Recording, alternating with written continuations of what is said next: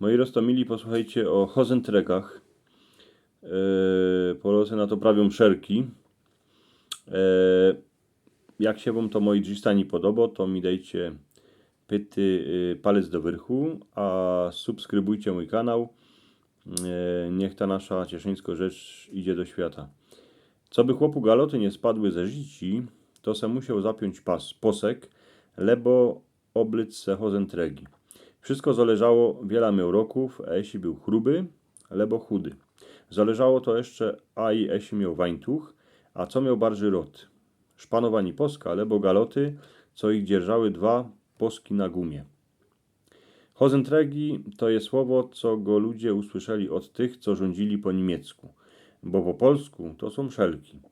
Ale na cieszyńskiej ziemi, kiej ludzie nie naszli słowa na jakąś ich wiec, a po polsku im to jakoś ich nie pasowało, to zaczynali szpekulirować, a wiele razy brali słowa z niemieckiego, a i z innych języków, bo te słowa były ganz na pozoryndziu, bo baj Wojok Rakuszan się ożenił z cesaroczką, a potem w tej familii cesaroczki te słowa zaczęli ludzie używać. Hozentregi miały dzierżyć chłopu galaty na zici, a wiele razy ich nie było widać pod kabotem, tuż a i młodzi syncy ich nosili.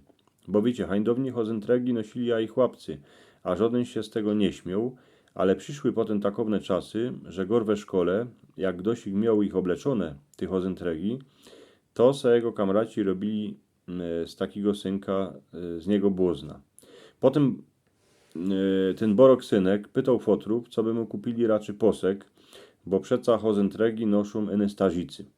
Chłopi poradzili hozentregi schować pod kabotem, lebo pod swetrem, tuż żody nie wiedział, co im dzierży galaty na zici. Eny wiecie, wiele razy było tak, że panoczek miał takowny wańtuch, że nie poradził już poska oblyc, bo już nie było dziurek. Tuż musiał nosić hozentregi. Musiałby schudnąć, co by zaś mógł posek do galot wrazić. Kurowody były dycki w ten czas, jak jedna hozentrega puściła. Borok chłop sam musiał ją spadki zapiąć, ale jak on był bachrocz, to wiele razy było tak, że mu musiała pomóc baba albo dziecka. Hozentregi wiele razy były lepsze jako posek, bo przeca były łacniejsze. Poski się robiło ze skóry, a hozentregi to była guma, kąsek materiału, a ocelowe żabki.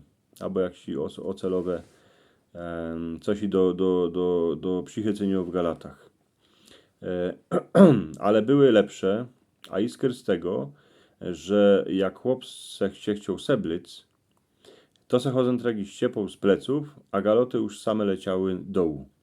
Z poskiem by to już nie było takowne laki, bo go trzeba było kapkę pociągnąć, co by popuścił, a wiecie, jak baj gazda w niedzielę po kościele zjadł to jelito ze ziemniokami a z kapustą, to by z tym mogły być kurowody. Hozentregi były na gumie, tuż wiele razy chłopi se robili błozna, jeden z drugiego, bo baj brali, a fez naciągali jedną hozentregę, co by go pizła po plecach. Hozentregi mieli radzi gor starsi chłopi, bo jak roz ich do porządku zapli do galot, to potem się dzierżały tak długo, pokiel się te galaty nie wyprało.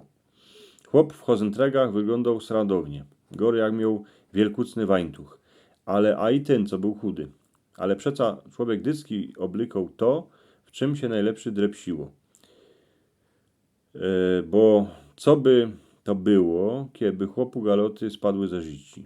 Do dzisiaj kańsik we starej od Maryi można jeszcze wiszą starusne stazikowe hozentregi. Spróbujcie ich oblyc na pleca, a przypiąć do galot miasto Poska. Uwidzicie, jako to jest wygoda, gorkiej trzeba wartko gzuć do ustępu, a honem ściepać galoty.